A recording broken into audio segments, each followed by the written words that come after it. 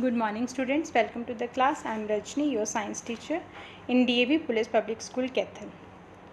Students, yesterday we have studied about the microorganisms which are useful to us. And today we will study that the harmfulness of microorganisms. Some microorganisms cause disease in plants and animals. And such disease causing microorganisms are called pathogens.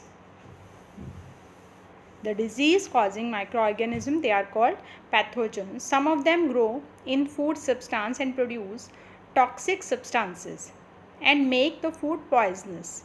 This may cause the poisoning of food or food poisoning, and further this will make us ill and can lead to even death. Some also spoil cloth material like clothing, leather, wood, etc. Pathogens. The disease causing organisms are called pathogens. They enter into our body through air, water, food, and with contact or insects. They are also entered into our body through insects, such as you know about the dengue and malaria. In dengue and malaria, the virus enter into our body through insects. Disease which spread from an infected person to healthy person is called communicable disease. For example, cholera, common cold, chickenpox and tuberculosis, they are communicable disease. They spread from person to person. Some insects and animals also act as the carrier of disease causing microbes. For example, housefly. Housefly transfer typhoid. Female Anopheles mosquito, it transfer malaria from person to person, and female Aedes mosquito, it transfer dengue.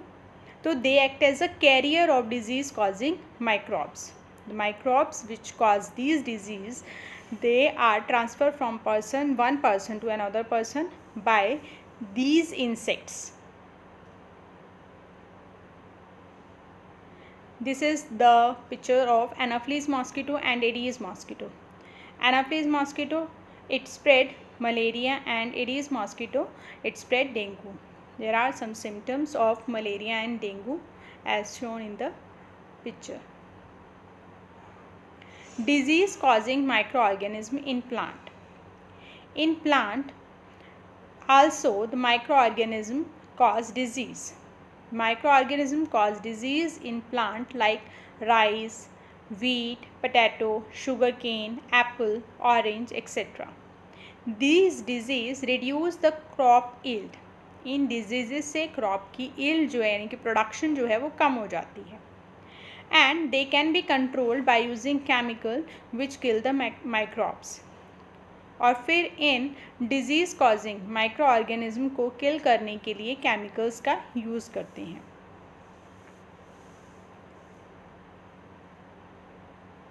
Some common human disease cause by micro organism. Human में जो micro organism से disease होते हैं, जैसे कि chicken pox, polio, measles, ये तीनों ही virus के थ्रू होते हैं. वायरस जो हैं ये chicken pox, polio and measles जो है ये डिज़ीज़ जो है वायरसेस से होती हैं.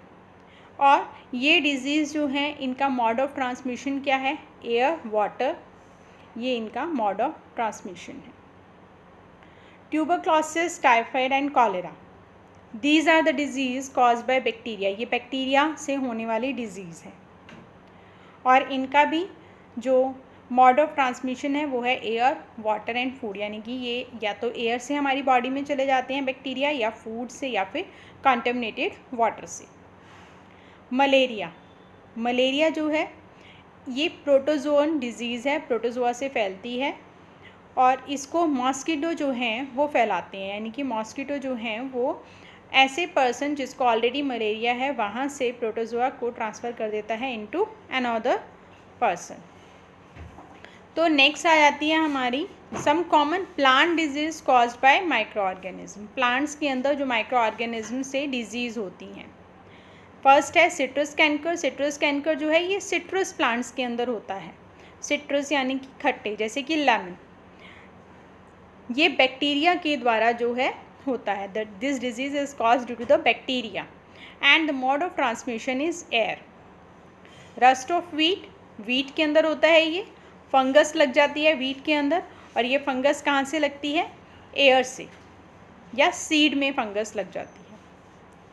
येलो मोजाइक ऑफ ओकेरा यानी कि लेडी फिंगर भिंडी में ये वायरस से होता है डिज़ीज़, और ये डिज़ीज़ जो है इसका मोड ऑफ ट्रांसमिशन है वाटर, यानी कि वाटर से ये डिज़ीज़ जो है फैलता है।